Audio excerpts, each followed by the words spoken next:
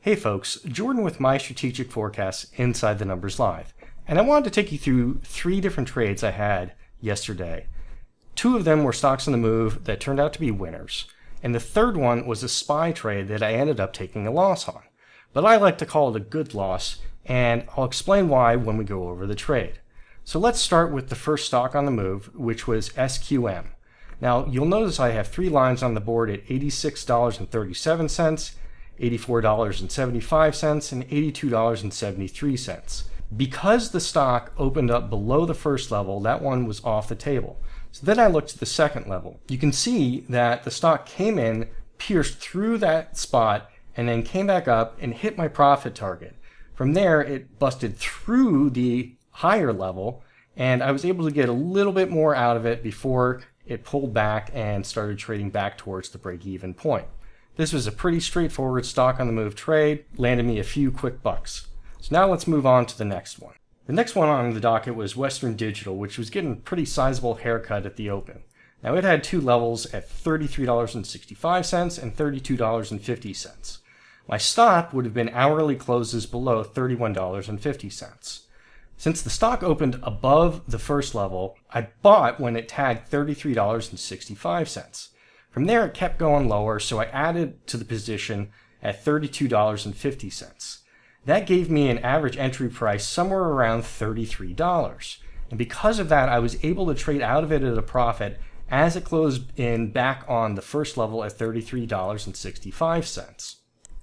By working off of the average price and not treating each trade separately, it allowed me to get an overall profit and walk away from the trade with a few bucks in my pocket. Had I tried to trade each level individually, I would have been able to make a profit off the first level, but by the end of the day, I still would have been stuck with a bit of a loss on the second level. So this is a way you can trade stocks on the move or any other stock where you have multiple entry points. Now, these were the 2 winners that I had. Let's look at the SPY trade that I call a good loss. Now, I know there are a lot of lines on the chart, but here's a couple I want you to focus on. The first was $393. This was the spot that I was looking for an initial long trade. And you'll notice that it came up short twice by a little bit before actually piercing the level. Since it had already come up twice, a little bit short, I kept my position very small. And it did bounce, but not enough that I was willing to take it off at a profit. And since the position size was small enough, I let it go and was looking for another entry that was lower with a key level at around $391.20. Now $391 to $391.20 was the bottom of the range that I was willing to be a buyer. And if the SPY wasn't going to be able to hold that, I was going to say, okay, I'm going to let it go. So I had my first bit of a position added at just below $393. And then I took the majority of my main position at $391.20. Now, you'll see that the SPY traded around $391 for the better part of an hour. And what I was looking for was ideally hourly closes below $391 as my stop loss signal, but I'll use half hour or even 15-minute closes depending on the context.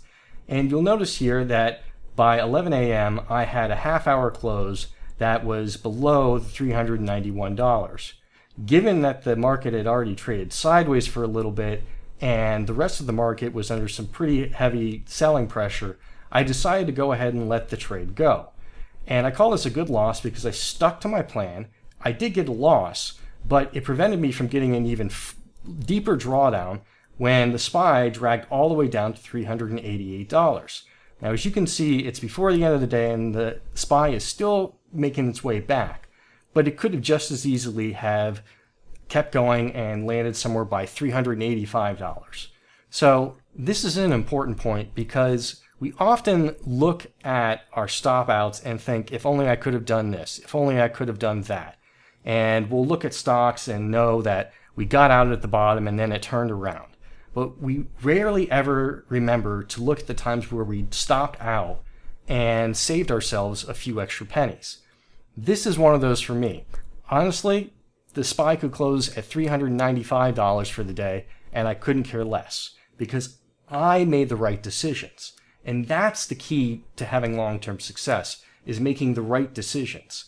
You can't control the outcome. You can only control the decisions that you make. And stopping out here, sticking to my plan, was the right decision. So there you have it. I like to show you both the good and the bad because there's always something that we can learn from every trade that we have. Inside the Numbers Live helps traders to understand how to take a plan that is on paper and put it into real life action. We learn about the markets together, and you get a chance to see how a seasoned trader actively trades the market on any given day. There's a 7-day free trial for anybody that's interested, so you can check out the room and see if it's right for you. Check out the link in the description below for more information. My name is Jordan with My Strategic Forecast Inside the Numbers Live, and thanks for tuning in.